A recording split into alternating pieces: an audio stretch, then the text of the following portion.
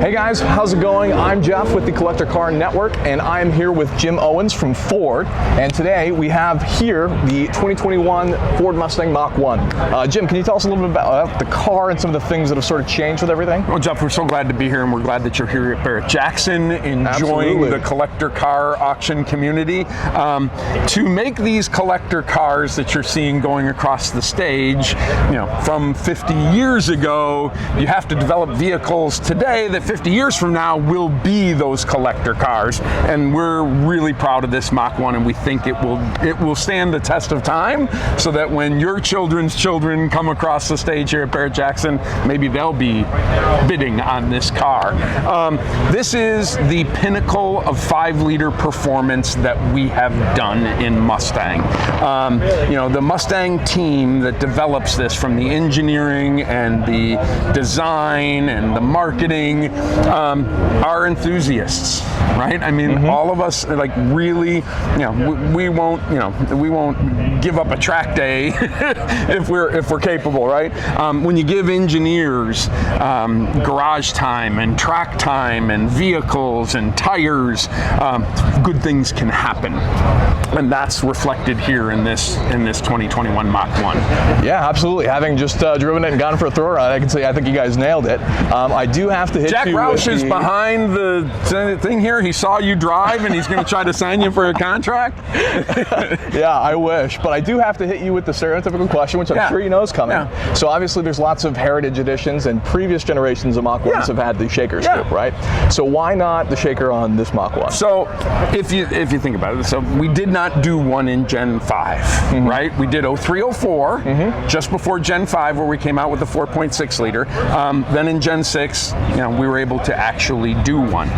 If you think about back originally, the shaker hood was an option, and it was an option at a take rate that wasn't taken very high. All of us remember that because that is one of the visual cues of it, but it was an optional element on the Mach 1. When we did the 03, 04, we put in things that were going to improve the performance of the vehicle. So we were going to spend our resources, our time, and our energy improving that vehicle. We had in there, and we opened up the hood earlier, you see the air box is sitting up here to the front right, and your shaker would be, dead center here. Right. Spending the money and the time to reroute the air box wouldn't have improved the performance. So when the engineer team went into it, they were like, we want to do everything to make this the pinnacle 5-liter performance vehicle, so that we didn't necessarily want to spend the time, energy, and effort for something that wouldn't necessarily improve it. Now, aftermarket, Classic Design Concepts has designed one from the shaker hood that has a calibration with it and reroutes the airbox, so if you want it in there, but in and of itself doesn't improve the horsepower or torque. So we went after those things that would improve the performance of the vehicle.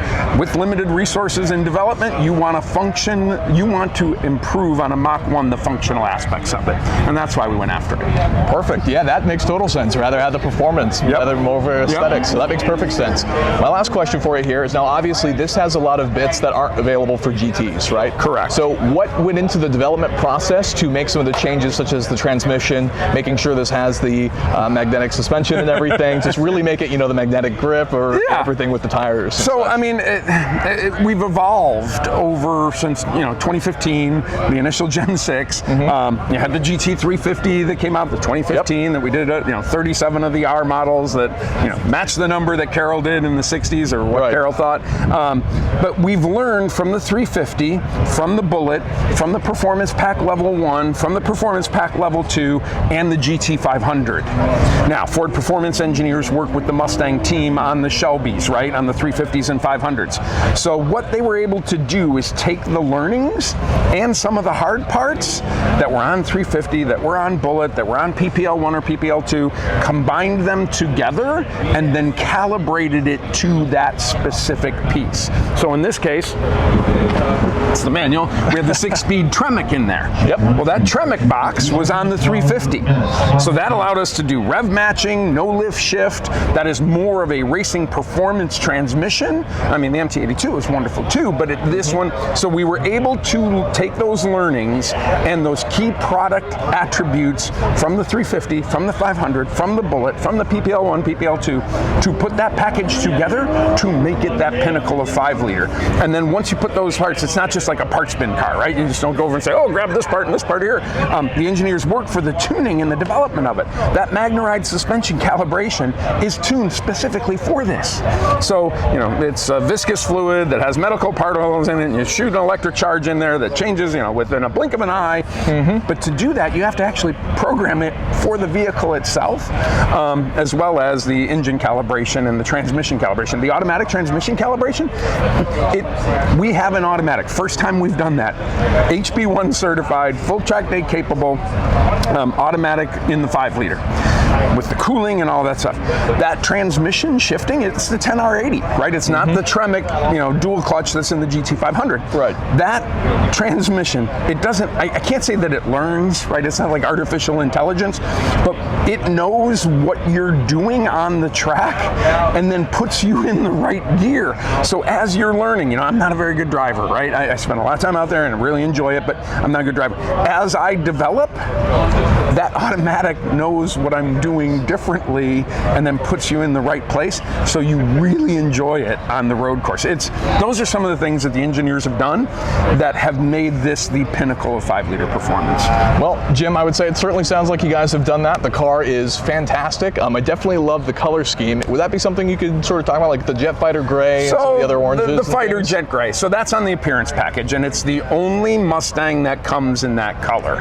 If you think of some of the planes that, you know, broke the sound barrier back in the day, they were all the Fighter Jets, and that's kind of why we did the Fighter Jet Gray on there. Mustang colors in and of themselves, the rest of the palette is available on other Mustangs. In 22, you have a couple that, you know, the Brittany Blue that's on the GT500 on the Coastal isn't on the Mach 1. But with Mustang, it's about personalization, and part of that personalization is the exterior color. So you have a broad base. So you have the mischievous purple that we have this year. That it's a very good color. It's not Mystichrome, but you know, it does change like what it looks like in the various light forms. You know, going back to Mystic and Mystichrome. You know, you've got the orange. You have the Code Orange that's only on the GT500. The Eruption Green is that it's not the Highland Green. It's not the Grabber Green. It's that deeper. It really actually, I mean, it is green, and definitely not bullet green. So we've been able to take the colors, the color and materials, folks. Carrie and her team, Carrie Kennerly, who does the interiors and some of the exterior design, has really worked together to see what helps it look fast standing still. Yeah, you guys have certainly done that. Well, I think that's it for today, so I just wanted to say thank you so much, Jim. Thank you. You know, you can tell the team here is glad that you actually came out here and gotten a chance to enjoy it and to enjoy the Barrett-Jackson experience. All right, awesome. Thank you so much for watching, guys. If you enjoyed that, go ahead and hit the subscribe button for more content like this from Barrett-Jackson.